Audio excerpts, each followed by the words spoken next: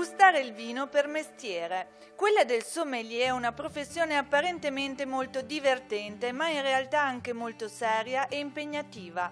Non si tratta solo di assaggiare dei vini, ma di avere la responsabilità di valutarli, di comprenderne le caratteristiche e coglierne le minime sfumature di gusto e olfatto e soprattutto di consigliare il giusto vino al cliente che attende di conoscere il migliore abbinamento con il piatto che sta per gustare.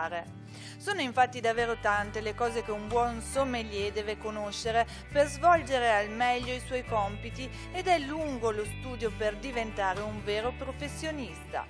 L'Associazione Italiana Sommelier da quasi mezzo secolo forma non solo addetti della ristorazione, ma anche giornalisti e produttori, una realtà che è riuscita a radicarsi ed espandersi su tutto il territorio nazionale e a Padova l'associazione ha da anni parecchio seguito. Ne è l'esempio l'ultima tornata di 48 neo-sommelier del corso seguito al ristorante La Bulesca di Rubano a Padova. Proprio ieri la cerimonia di consegna dei diplomi alla Guido Berlucchi, culla del primo Franciacorta nel 1961, alla presenza del presidente AIS Veneto Marco Aldegheri e del delegato di Padova Alberto Romanato, nonché del responsabile dell'accoglienza in cantina Marcello Vigo.